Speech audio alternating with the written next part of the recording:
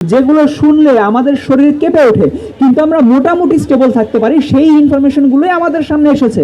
বেশিরভাগ ভয়ানক ভয়ানক কথাগুলো আসলে আমাদের সামনে আসেই নাই।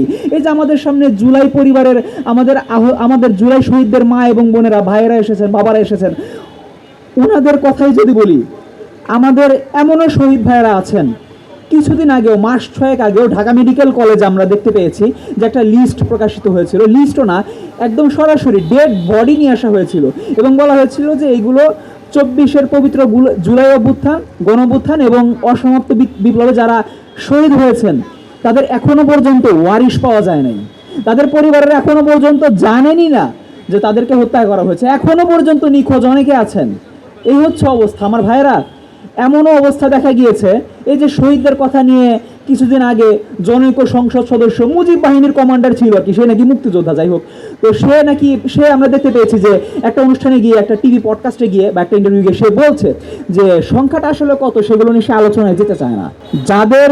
যে সকল শহীদদের আত্মত্যাগের বিনিময়ে পাঞ্জাবের জগতে একটি বিশ্বস্ত নাম, শাবাব এথনিক ওয়্যার, যে সকল শহীদদের রক্তের বিনিময়ে, যে সকল শহীদ পরিবারের চোখের অশ্রুর বিনিময়ে, যে সকল পবিত্রতম শহীদদের নিজের জীবন উৎসর্গ করার বিনিময়ে আজ সে এত বড় পর্যায়ে এসেছে, আজ যে সংসদে গিয়ে নিজে কথা বলার অধিকার পেয়েছে, তাদের কথাই নাকি সে জানে না, তাদের কথা নাকি সে বলতে চায় না। যাই হোক, সে বলেছে যে কত সংখ্যা, সে নাকি সেটা নিয়ে আসলে কথা বলতে চায় না।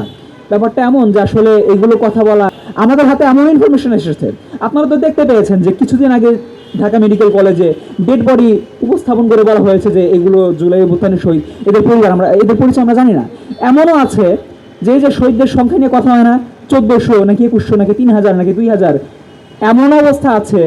ওই সময় আপনারা জানেন যে খুনি হাসিনার রাষ্ট্র কাঠামো ঠিক কতটা শক্তিশালী ছিল আপনারা জানেন। এমন অবস্থা ছিল যে ওই অভ্যুত্থানের সময়, বিপ্লবের সময়ে শহীদ হয়েছে, কিন্তু এইটাকে পুলিশের গুলিতে বা স্নাইপারের গুলিতে শহীদ হয়েছে এই কথা বলার মতো অবস্থা ছিল না।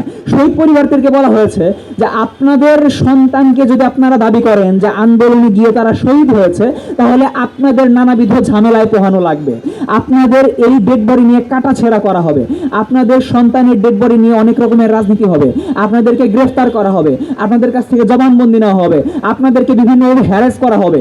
এই জন্য তাদেরকে বুঝিয়ে দেওয়া হয়েছিল যে আপনারা এটা বলবেন না যে আন্দোলনে নিহত হয়েছে, বরঞ্চ এটা বলবেন যে হার্ট অ্যাটাকে মারা গেছে। হার্ট অ্যাটাক ইস্যু করে অনেক শহীদের ইতিহাস গায়েব করে দেওয়া হয়েছে। আপনারা জানেন ঢাকা মেডিকেল কলেজে এমন ইতিহাস আছে যে ডেথ রেজিস্টারের যে খাতা, সেটা গায়েব করে দেওয়া হয়েছে। তো আপনি জুলাইয়ের প্রকৃত সংখ্যা আসলে ঠিক কত হাজার, এটা আপনি কিভাবে বের করবেন ভাই? এমন অনেক শহীদ আছে যাদের আসলে ইতিহাস আপনি সংরক্ষণ করতে পারবেন না।